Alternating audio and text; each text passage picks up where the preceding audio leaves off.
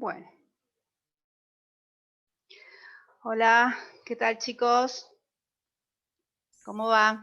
Tardes, profe, bien, bien. Bien. Bueno, ahora en un ratito comenzamos. Esperen un chiquitín que tengo un problemita con los auriculares y ya largamos.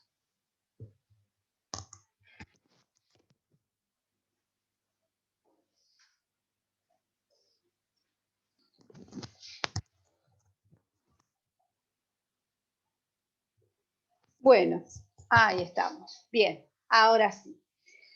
Bueno, chicos, vamos a continuar entonces con la unidad 25. Voy a hacer algunas consideraciones en cuanto al tema de hoy y algunas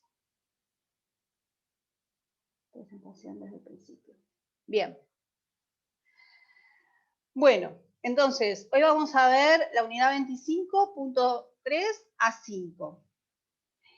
Con relación a este tema, antes de comenzar a tratarlo, que tiene que ver con vicios de la voluntad, quería retomar un poquito, recordar, ¿no es cierto?, que habíamos estado hablando clases anteriores sobre el acto jurídico, tema fundamental, y recordar, ¿no es cierto?, que cuando hablamos de acto jurídico estamos haciendo referencia a un hecho humano, ¿sí?, porque los hechos pueden ser de la naturaleza o pueden ser hechos humanos. Acá estamos hablando de un hecho humano. Dentro de ese hecho humano, el hecho voluntario, ilícito, es el acto jurídico. Bien, podemos hablar del simple acto cuando no lo hacemos al acto con la finalidad dirigida de producir un acto jurídico, pero en que en concreto produce un acto jurídico. Y por el otro lado están los hechos humanos carentes de, o sea, que son ilícitos, hechos humanos voluntarios ilícitos, que ahí tendríamos los delitos, ¿sí? Bien, esto como para recordar un poquito ese tema. Entonces, dentro del acto jurídico teníamos los requisitos que tienen que ver con la voluntad.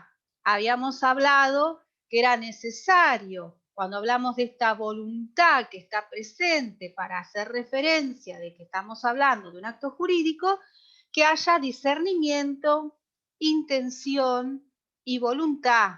Bien, este discernimiento, esta intención, esta decisión de querer realizar el acto jurídico, de querer realizar determinado acto, determinado hecho, es lo que nos configuran elementos esenciales, bien, del acto, sin los cuales vamos a tener ciertas sanciones que establece el Código Civil y Comercial.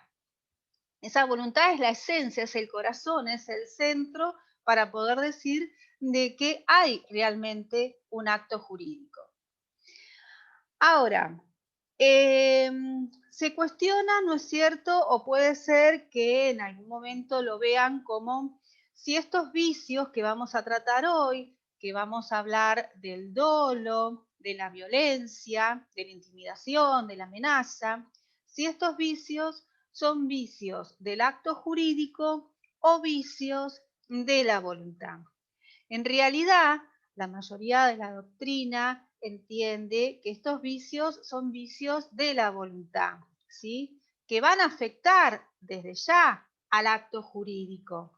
¿Por qué lo van a afectar al acto jurídico? Porque dijimos que es el corazón, es el centro para poder decir que estamos en presencia, como les dije recién, de un acto jurídico. El requisito es esta voluntad, este querer llevar adelante ese acto. Después van a ver ustedes vicios propios del acto jurídico. Y cuando vean vicios propios del acto jurídico, ahí van a analizar la simulación, el fraude, lo que tiene que ver con la inoponibilidad, la ineficacia, ¿sí? Entonces, Hoy vamos a analizar estos vicios de la voluntad que en principio nos tocarían tratar: el dolo, la violencia, ¿sí? Amenazas, todas esas cuestiones, qué características tienen que tener, cómo se pueden presentar para que afecten bien la voluntad y consecuentemente van a afectar al acto.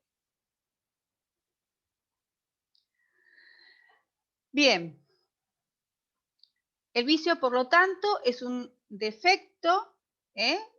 Este vicio de la voluntad es un defecto del acto y que va a afectar estos elementos que yo les había dado: la libertad, la libertad. Vamos a ver que la consecuencia, o sea, cuando afecta a la libertad, está afectando la autonomía, el poder decidir, el poder querer llevar a realizar ese acto. Bien. El dolo se dice que afecta a la intención. El dolo tiene que ver con esa decisión determinante que está presente en la voluntad de querer realizar determinado acto en función a la información que ha sido suministrada por la otra parte. Entonces, si a mí me suministran una información falsa, que ya vamos a analizar el concepto, si a mí me suministran unos datos incompletos, una información incompleta, esa intención de querer celebrar el acto, esa decisión de querer celebrar el acto se va a ver afectada. La libertad, que se va a ver afectada cuando hablamos de la violencia. ¿Por qué? Y porque me amenazan, porque me están diciendo que van a atentar contra la vida, me están diciendo que si no firmo va a sufrir algún daño inminente una persona de mi entorno. Entonces, todo esto lo que busca es generar estas consecuencias que vamos a ver hoy, que tiene que ver con cierto tipo de nulidad que va a afectar la voluntad que está inmersa en el acto. Y por el otro lado, como les dije yo, la lesión, el fraude, bueno, acá lo escribí mal, y la simulación están afectando al acto jurídico. Son vicios que afectan al acto jurídico. Esto me interesa bien remarcarlo para que tengan la diferencia entre los vicios del acto como consecuencia de que se ve afectada la voluntad y los vicios del acto jurídico propiamente dicho, que acarrean las consecuencias de simulación, fraude, lesión y demás. Bien, yendo en consideración al tema del dolo, el dolo está regulado en el artículo 271 y tiene que ver con todo aquel engaño, astucia, falacia, decimos, maquinación, que implica una aserción de lo falso, es decir, que yo afirmo algo falso, o una disimulación de lo verdadero. Está presente como ese engaño que lleva a la otra parte, yo les decía, a contratar, a celebrar el acto. Pero no solamente, como ustedes ven en la descripción del artículo 271, no solamente es la acción. Por ejemplo,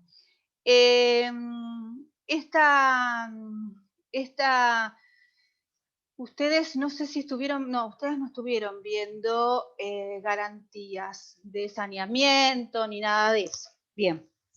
Bueno, imagínense ustedes que van a comprar una propiedad y le preguntan a la persona, bueno, sí, usted tiene todos los papeles en regla, usted realmente es el titular. Sí, yo soy el titular, no tengo ningún problema. Un contrato de locación, imaginemos. Bueno, está bien, yo no tengo problema, vamos a firmar el contrato de locación, vamos a la escribanía, hacemos firma certificada y demás. Bueno, y al cabo de 3 meses me tocan la puerta, viene el cartero, carta documento, yo le alquilé la casa a una persona que no era la dueña. Yo como ¿vieron todos los recaudos que toman para ver quién va a ser el locatario de la casa, quién va a ser el inquilino, a ver la garantía, si es solvente, si cumple, si no está en el veraz, personas que presente con solvencia. Bueno, ahora el locatario, el inquilino, en ningún momento dice, a ver, dígame, demuéstreme usted que verdaderamente es el dueño. Pocas veces uno creo que muy pocas veces, mire, siendo abogada y tratando estos temas, un inquilino le dice al dueño, demuéstreme que usted es el verdadero dueño. ¿Por qué? Porque se va en la confianza, en la buena fe de que la persona que se está presentando como locadora y con ese carácter de propietario es quien es verdaderamente dueña, pero está siendo engañada y está firmando un contrato de locación de alguien que no es locador. Ahí, ¿qué hubo? Hubo una acción, una intención de engañar a la otra parte para contratar. Ahí hubo dolo, ¿eh? Ese engaño, esa astucia, esa maquinación para llevar a la otra parte a contratar, ¿eh? Y celebrar el acto. Ahora, la definición del artículo 271 nos dice, nos trae dos verbos. Uno es acción y por el otro lado omisión. Bien, la omisión se caracteriza porque el que calla, ¿no es cierto? Parecería que otorga, bueno, el que calla omite, esconde algo que es un problema y que en definitiva, si la persona hubiera sabido de esa situación, no hubiera contratado. Es decir, no la engañaron a la persona directamente, pero ocultaron información que ha sido relevante a la hora de contratar. Por ejemplo, este inquilino que va a alquilar la casa, no se le dijo que hay problemas con el gas y que ni bien no empiece a funcionar va a tener pérdidas porque hay roturas en la cañería. O no se le dijo que la bomba de agua de la piscina de natación no funciona y en el verano, cuando están los chicos que quieren usarla, se pone a cargar o quiere filtrar y no funciona. Se omitió esa información. ¿La persona no hubiera contratado por ese tema? Puede ser que no hubiera contratado si hubiera tomado conocimiento, o puede ser que hubiera contratado a otro precio, o puede ser que hubiera reclamado bien por esas averías previo a que ingresara, porque implica un menoscabo, porque tiene que venir la gente a trabajar, si es tema de cañería, al departamento, no puede disponer del tiempo y de las comodidades en función a lo que alquiló. Entonces, no solamente cuando hablamos de dolo estamos diciendo que es esa acción que se hace engañando al otro a contratar, sino que también estamos hablando de dolo cuando omitimos información relevante para la otra parte que va a celebrar el acto jurídico. ¿Eh? Por lo tanto, van a ver ustedes que cuando hablamos de dolo, se hace referencia a este dolo por omisión y el dolo directo, dolo por acción. ¿A qué va a dar lugar el dolo? O sea, cuando estamos hablando de este vicio que afecta a la voluntad, ¿cómo va a repercutir? Bien, ¿qué efecto va a tener con relación al acto jurídico que estamos desarrollando? Bueno, se dice que va a causar la nulidad. El efecto que va a tener es causar la nulidad del acto. Esta nulidad es una nulidad que va a ser, por así decir, presentada, o sea, se puede confirmar, podría, bueno, si la persona fue engañada y de repente descubre que ha tenido esta situación y para él no le es relevante en el momento en que toma conocimiento de esta información y dice, bueno, ya está, bueno, lo estaría confirmando, sería un tipo de nulidad relativa, es decir, en favor de quien se estableció, esa persona podría, llegado el caso, no querer ejercer, tiene esta facultad de no querer ejercer que se declare esta nulidad. Por el otro lado, vamos a ver que la nulidad puede ser, que el dolo puede ser llevado a cabo por las partes que contrataron, bien, el acreedor, en este caso, que lleva al otro a contratar, o puede ser que sea un dolo indirecto. Y cuando hablamos de un dolo indirecto, es que se ha valido de un tercero para influenciar bien en esa conducta determinante. Y en ese caso hablamos de un dolo indirecto cuando estamos en presencia de un tercero. Por el otro lado, cuando hablamos también de la clasificación del dolo, entonces tenemos dolo por omisión, dolo por acción o dolo directo, dolo indirecto, que es cuando se vale por un tercero, el dolo esencial.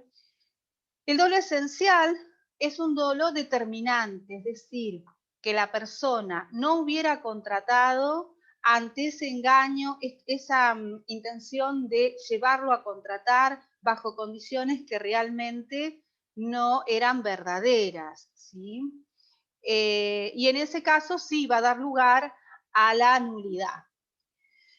Por el otro lado, vamos a ver que tenemos el dolo incidental, que ya no está hablando de los elementos esenciales propios del acto jurídico, por ejemplo, el pago del precio, las características de la cosa, sino que es sobre un elemento secundario, adicional, no trascendental, pero que produce un impacto en el otro contratante, en la otra parte, y que por lo tanto, si bien no va a dar lugar a la solicitud, no va a generar la nulidad del acto jurídico, sí se va a poder reclamar daños y perjuicios en ese caso.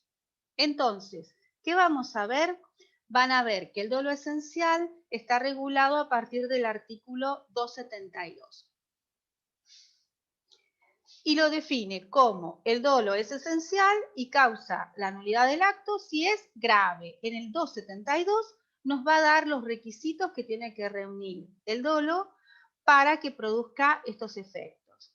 Dice, tiene que ser grave. Van a ver que la gravedad, la determinación de la gravedad queda sujeta a las circunstancias del caso, a la valoración del juez, es decir, deja un criterio muy amplio en cuanto a qué se entiende por grave. Es determinante cuando es determinante de la voluntad. Saber que la persona con la que contrato es el dueño. Saber que la casa está perfecta. Saber que los planos están terminados. O sea, tiene que ser algo determinante de la voluntad para que sea esencial. Si este engaño, este ardid, esta maquinación es con relación a un elemento secundario, a un elemento accidental, como podría ser, qué sé yo, que estaba recién pintada la casa y en realidad se le hicieron algunos parches, pero bueno, no es tan evidente que no está recién pintada, o que la cocina no es nueva, sino que es usada, pero que está en buenas condiciones. Ahí podríamos hablar de un dolo no esencial, que no es entonces determinante de la voluntad, es decir, tiene que ser esencial de las obligaciones principales que se pactan. Y tiene que dar lugar a un daño importante. Porque si ese dolo no repercute, no genera ningún inconveniente, es decir, dejaría de ser a su vez determinante de la voluntad, es decir, tiene que generar algún impacto en la otra parte. Y no tiene que haber habido este dolo recíproco. Recuerden siempre que estamos hablando de dolo, que si el dolo es recíproco, no hay posibilidad de invocar esta situación como vicio de la voluntad, ¿sí?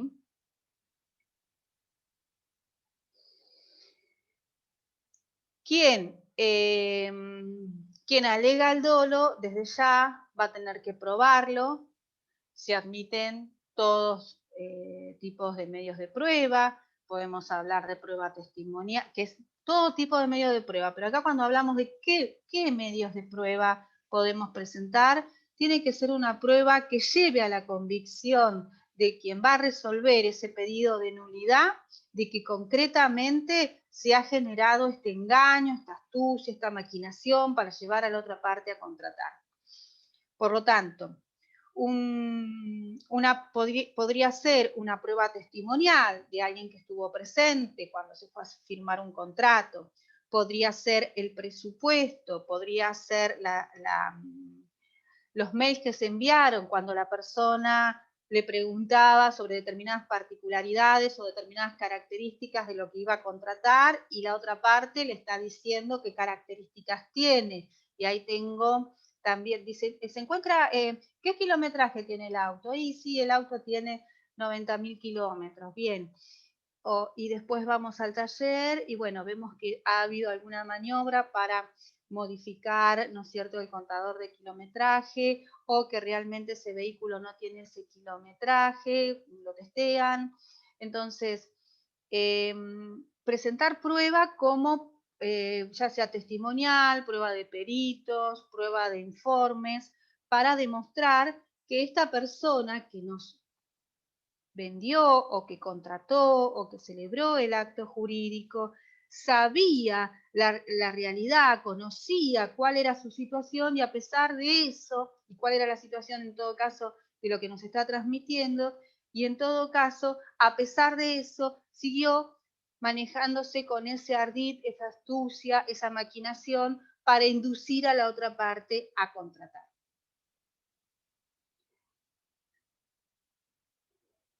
Después tenemos el dolo incidental, que está regulado en el artículo 273, y que dice: el dolo incidental no es determinante de la voluntad.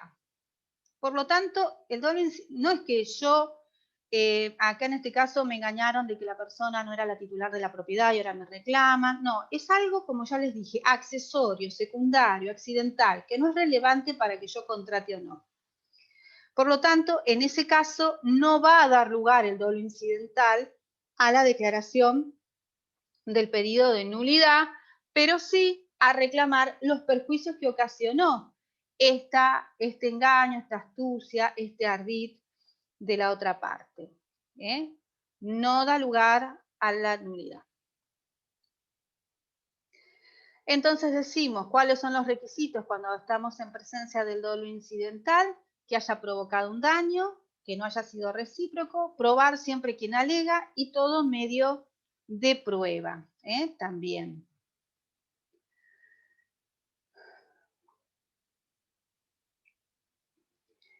¿Quiénes son los sujetos que pueden configurarse en esta situación de conducir a la otra parte a engañar?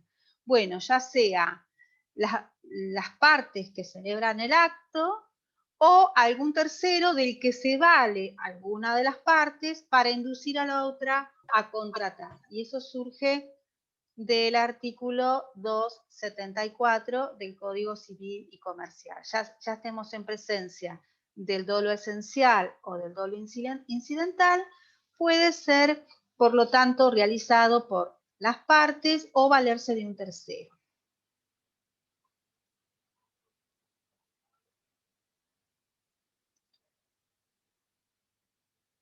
¿Alguna pregunta hasta acá?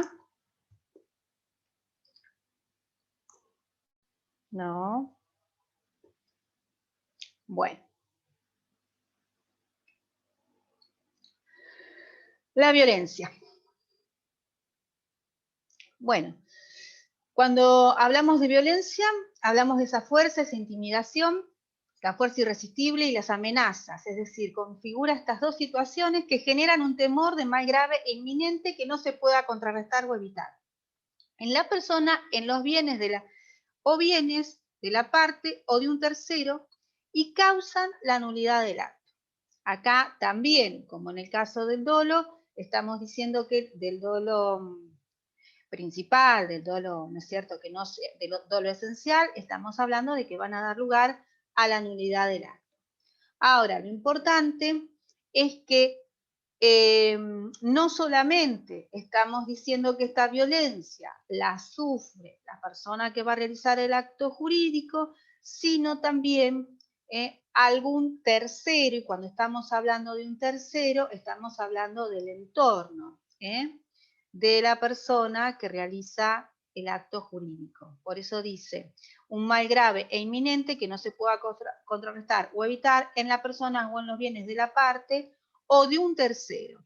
O de un tercero, y acá tenemos que precisar de un tercero que tenga cierta vinculación, que sea ciertamente un allegado o cercano a quien está realizando el acto, no alguien de quien no se tenga ningún tipo de vinculación. Bien. En cuanto a los requisitos, decimos que puede ser una amenaza, por lo tanto es algo que no se sufre en ese momento, sino que hay una intención de persuadir a la persona de que va a sufrir efectivamente. No necesariamente implica la concreción de esa situación, sino que una amenaza ya estaría configurando, aunque no se sufra específicamente. Y tiene que ser un mal inminente y grave. La apreciación, ahí tienen en el 276, va a quedar sujeta a los criterios judiciales, es decir, el juez, de acuerdo a las circunstancias del caso, determinará, ¿no es cierto?, si el acto que ha sufrido la persona es relevante para ser considerado, ¿sí?, violencia y por lo tanto afecte la voluntad, afecta la voluntad y a partir de allí no podamos hablar de un acto jurídico. Por eso les quería recordar un poquito la génesis del acto jurídico, diciendo que es un hecho humano, voluntario, lícito, y que cuando afectamos esa voluntad de la que estamos hablando, no estaríamos en presencia de un acto jurídico. Bien, por lo tanto, este vicio, si bien afecta al acto jurídico, está afectando a la voluntad, y eso hace que no podamos hablar en concreto si la persona solicita la nulidad de un acto jurídico. Y después están los vicios propios del acto jurídico, que son los otros. La sanción que va a haber acá, decimos, por lo tanto, es una nulidad relativa, que es la que surge del artículo 388 del Código Civil y Comercial, y también va a haber lugar a la posibilidad de solicitar los daños que haya ocasionado esta situación por la que atravesó la persona. Desde ya hay que probar. Situaciones estas de violencia podemos llegar a ver en algunas ocasiones como consecuencia de temas a veces que se vinculan con temas de violencia de género. Por ejemplo, ya sea el marido que amenaza a la mujer para que firme la documentación para que se venda la propiedad, se venda el auto, o para firmar determinada autorización. Entonces, aunque a ustedes les parezca por ahí decir, bueno, es muy difícil que alguien pueda alegar un tema de violencia, hoy en día, ¿no es cierto?, hay muchas denuncias por violencia doméstica, violencias de familia, y en algunos casos tienen estrecha vinculación con los actos jurídicos que se puedan estar desarrollando.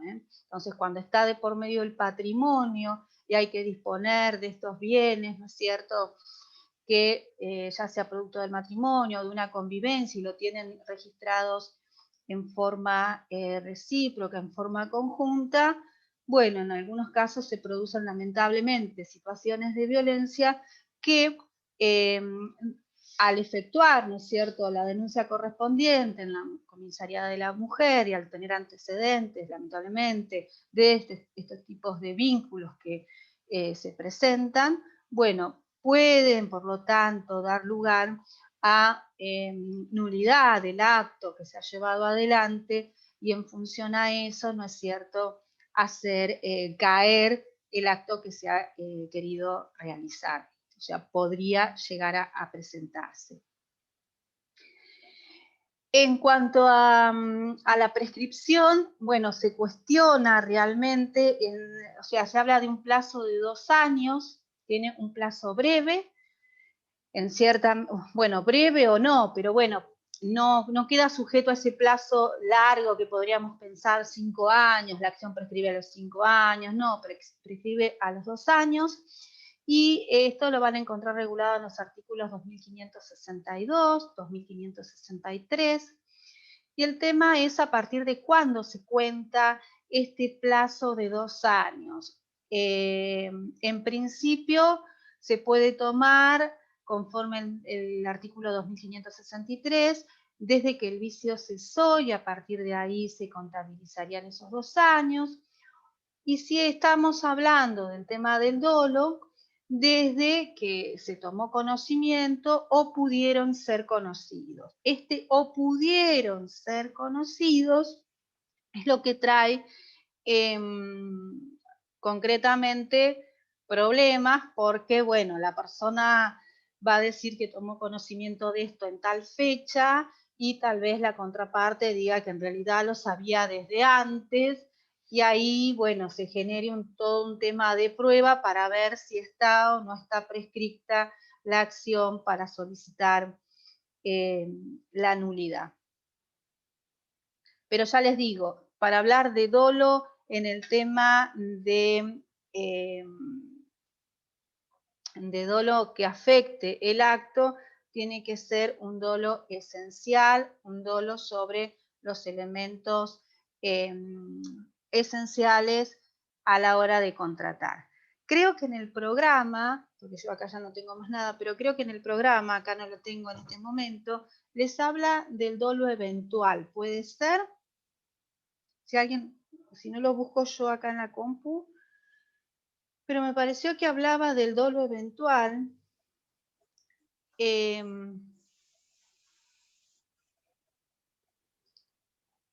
No, yo me fijo. No, profe, no dice eso. No les habla del dolo eventual, ¿no?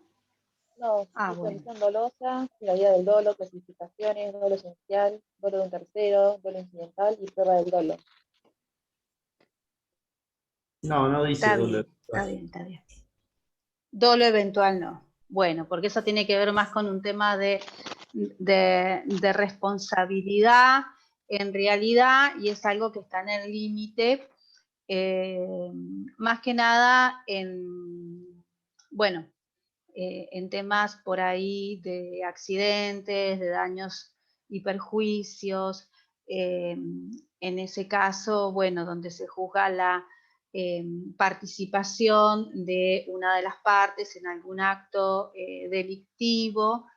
Y bueno, yo digo, si les trataba el dolo eventual, ya es otra configuración que tenemos que armar, porque el dolo, la característica del dolo es aquella persona que engaña al otro para contratar y que produce, configura precisamente esa concreción de que se presenten las dos voluntades y una fue perjudicada por este engaño, este ardid de que otro hizo presente. En cambio, cuando hablamos de un dolo eventual, estamos hablando de que una persona jamás midió las consecuencias de lo que estaba diciendo o de lo que estaba haciendo y a pesar de eso siguió con el acto, ¿no? Generando consecuencias desfavorables para la otra. Pero en este caso no les voy a dar, si no está en el programa, no lo vamos a tratar a lo que sería el dolo eventual porque tiene que ver más que nada con responsabilidad. Cuando tengan obligaciones, Civil 2 lo van a tratar.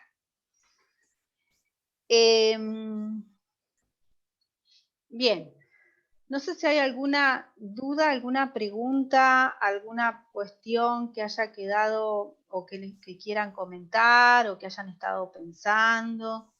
Profe, una simple pregunta. Cuando recién usted hizo la clasificación, voluntarios, creo que dijo lícitos y actos jurídicos. Esto del dolo, lo que vendría a hacer es que viene a modificar el acto jurídico y transformarlo en un acto ilícito, ¿o no? Es decir, dividimos los voluntarios en lícitos e ilícitos, ¿no? Podemos tener un acto voluntario ilícito que es el delito, ¿no? Porque hay una intención de perjudicar, correcto, y es el delito. Después tenemos el hecho humano que... Perdón, ¿qué dijiste que se cortó? No, está bien, siga. No, después tenemos el hecho humano que puede llegar a ser involuntario, ¿bien?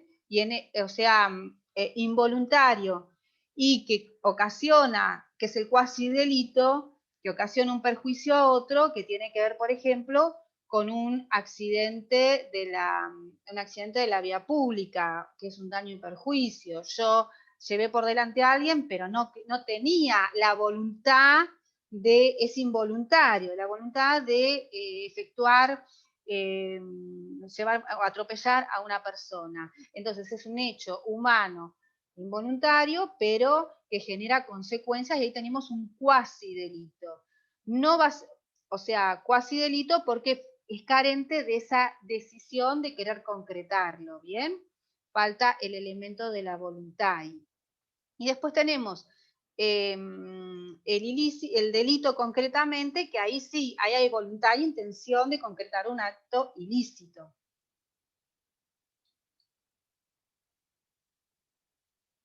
Bien, perfecto, perfecto. No sé si quedó Está claro. bien. Sí, quedó claro.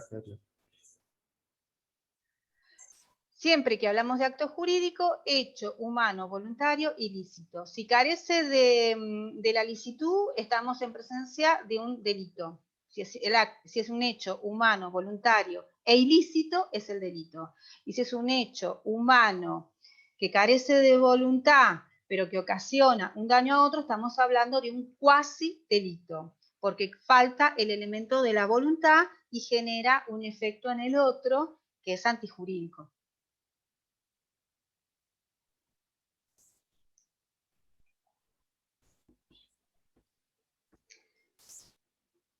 En cuanto a la clasificación entre acto jurídico y simple acto, siempre tenemos que tener en cuenta, si bien produce efectos, porque ustedes nos van a decir, bueno, en el acto jurídico produce efectos jurídicos y en el simple acto también va a producir efectos jurídicos, pero ¿cuál es el límite para decir este es acto jurídico y esto es un simple acto? Que cuando yo fui a realizar el acto, perseguía esa finalidad, es decir, realizar un acto jurídico. En el otro no, en el otro yo no iba con esa finalidad. Voy a comprar algo en alguna panadería, voy a comprar algo en una inmobiliaria, voy a celebrar un contrato de locación, voy a dar algo en donación. En ese caso hay un acto de querer producir, modificar, crear, extinguir relaciones o situaciones jurídicas. Ahora, de repente, yo tengo intenciones de realizar, o sea, hay una liberalidad, pasa una persona indigente y le doy algo porque me genera alguna sensación, algún sentimiento. En ese caso es un simple acto, yo no tenía la finalidad de crear, modificar, extinguir una relación o una situación jurídica, sino que mi intención fue realizar un desprendimiento, como quien dice, una intención de beneficiar a alguien, pero no con esa intención de voy a concretar un acto jurídico. Entonces, en la medida en que yo tenga esa intención presente, ya les digo, de crear, modificar, extinguir relación o situación jurídica, voy a decir que estoy en presencia de un acto jurídico. De lo contrario, bien, si yo no tenía esa finalidad y lo produje al efecto, vamos a hablar de simple acto. Es una diferencia muy sutil, pero bueno, la diferencia está dada por el fin perseguido. ¿Buscaba o no buscaba concretar un acto jurídico? Si no buscaba concretar un acto jurídico, pero produjo efectos, estoy hablando de un simple acto.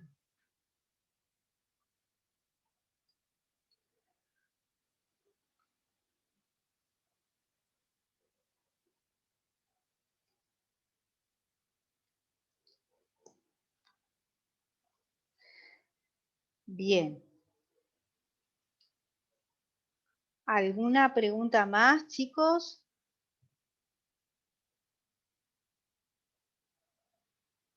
¿No? ¿Estamos?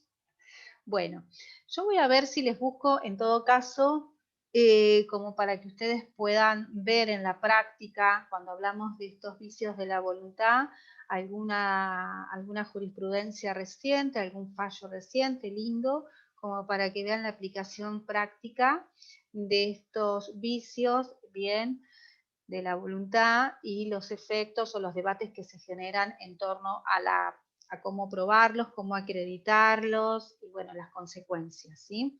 Así que seguramente después que suba la clase voy a compartir el PowerPoint y les suba un fallo, no los voy a cargar de material, pero como para que ustedes tengan algo más para ver una aplicación práctica de esto que estamos comentando hoy. Bueno, entonces, si no hay más preguntas, no hay nada más, damos por finalizada la clase y nos vemos la última clase que sería creo que la semana próxima. ¿Mm? Bárbaro, perfecto. Bien. Listo, chicos. Chau, chau. Nos Gracias. vemos. Chau. Chao, profe. Chau, chau.